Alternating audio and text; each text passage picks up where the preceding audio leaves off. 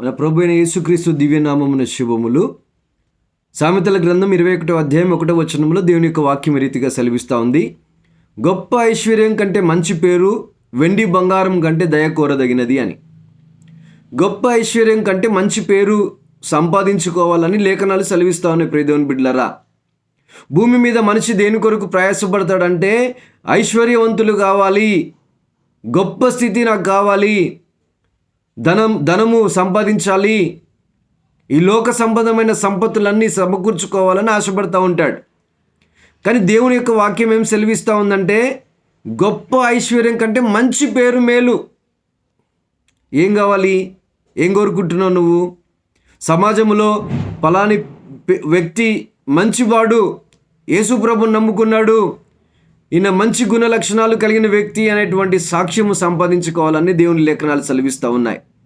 ప్రసంగి గ్రంథంలో కూడా అంటాడు 7వ అధ్యాయం 1వ వచనంలో, సుగంధ తైలం కంటే మంచి పేరు మేలు. ప్రియ దేవుని బిడ్డలారా, సుగంధ తైలం కంటే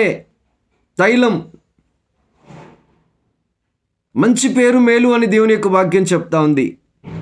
నువ్వేం కోరుకుంటున్నావు? ఈ లోకంలో ఏం కావాలని ఆశిస్తున్నావు?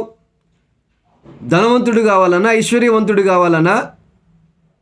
కానీ దేవుని యొక్క వాక్యం ఏం చెప్తాం అంటే మంచి పేరు సంపాదించు. యేసు ప్రభు పేరు పెట్టుకున్నాం మనం. నేనంట ఆ పేరుకు తగిన జీవితం కలిగి ఉండాలని ప్రభుపేట మనవి చేస్తూ ఉన్నాను. దేవుని ప్రజలంగా యేసు ప్రభు యొక్క గుణ లక్షణాలు కలిగి యేసయ్య వలె ఈ లోకంలో బ్రతుకుతే మనం ధన్యులం. ప్రియ దేవుని బిడ్డలారా, అట్టి కృప పరిశుద్ధాత్మ దేవుడు మనందరికీ దయచేయును గాక. వినిన ఈ మాట, వినినటువంటి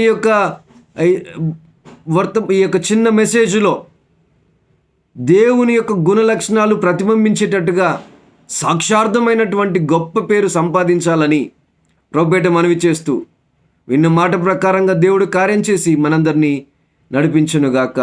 గాడ్ బ్లెస్ యూ.